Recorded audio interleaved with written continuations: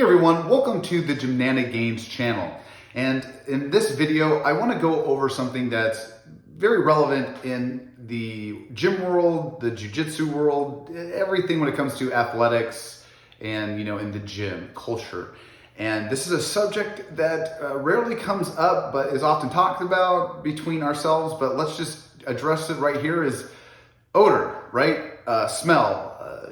Is it your partner or your training partner or someone that you might be acquaintance at the gym that just might stink? And for myself, being in the gym world for 12, 15 plus years, this is a subject and topic that comes up more often than not. And the toughest way to deal with this situation is actually addressing the problem. Now, the big question is, why is it such a problem to bring up someone else's odor or funk or stink, whatever word you want to call it?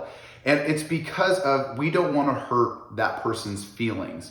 And that is to note. But at the same time, depending on how close our workout is, depending on if we're wrestling, we're rolling, if we're lifting the same weights, we're sweating here and there, it really becomes a factor. And also the work world too as well, that can bring into it, because I've dove into this subject a lot and done a lot of research, and this seems to be a problem not only at the gym but at work as well. And that brings me back to the uncomfortable situation of the topic and bringing it up to the person and the problem of this, of the odor, right? And first and foremost, especially if it's your friend, you've got to be upfront. I want to share a story with you really quick before I address how to address the problem.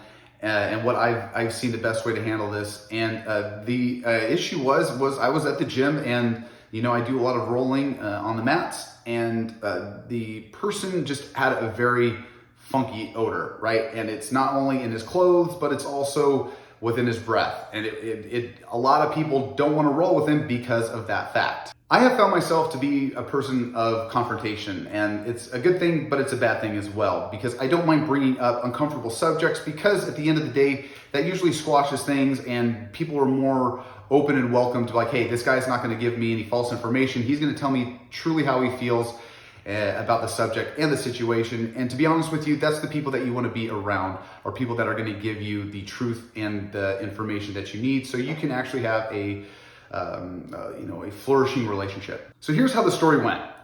After rolling with him a couple times, I just had to bring it up to him, like, hey man, I care about you a lot, and I've noticed, man, that your gi always stinks. And on top of that, man, I don't know if you're brushing your teeth or not, but it's creating a problem, not only with myself, but the other people around us. And it's, we train, this is, something that we're really in close quarters. But I care about you, and I want to make sure that you're doing all the right things to not only support yourself, but also to take care of the community, because, we're rolling around, we've got sweat going everywhere, we got to worry about skincare.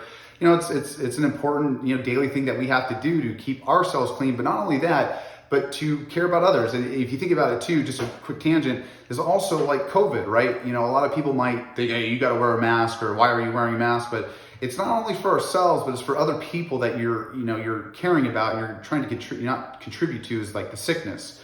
So I addressed the problem right away. I said, hey, how you doing? I need to talk to you about something that I care a lot about, and I care a lot about you.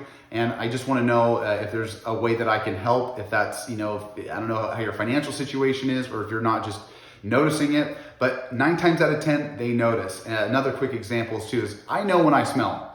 And I'm the most vocal person about it, because I don't want to be that guy that goes into the gym, because we all have some clothes. I have some rash guards. I have some clothes that have like perma smell on it. And sometimes when the sweat starts going, it hits. And I know myself too. It's like, all right, it's time. And I let everybody know. I'm like, hey man, I'm sorry. I've got a funk going on right now. And if it's bothering you, I'll move on. But what's interesting is that his perception of it, or his take from it, was actually not that bad. The end result of that conversation was he acknowledged what I was saying, and he took it to heart, and he finally, went through and was able to start cleaning things up.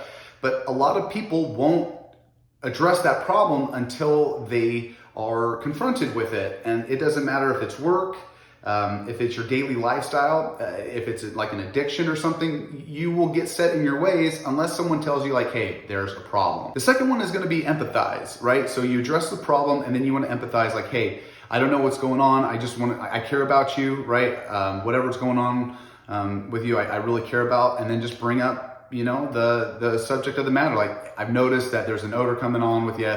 Is there any way that I can help? And so those three things right there, right? You address the problem, you talked about it, and then how can we resolve the problem? And it's really that simple. It is uncomfortable, right? But it's something that needs to be addressed. And what's really nice about this whole conversation is that we all win, right? And the best part about it is that person now knows, like, hey, this guy is not going to give me false information. He's a man of his word, and he's not going to give me the runaround. And if you're uncomfortable with it, that's the other thing. A lot of people are shy and not really good to deal with confrontation.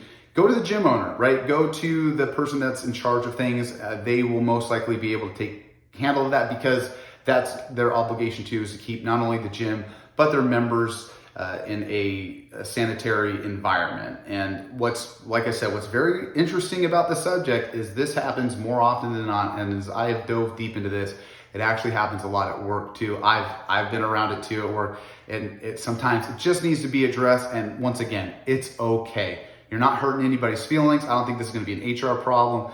It's like I said, it's just something that happens a lot, and I just don't hear a lot about it on the interweb, and especially with me being in the gym, happens all the time. So I want to know what you guys think. Have you come in and run into this problem? Have you addressed the problem? But I thought this would be a great conversation to have, and hopefully we can all move forward in the best and positive direction. So that being said, you guys, stick tuned for some more fun and interesting topics here on the channel. And with that, I will see you guys on the flip side.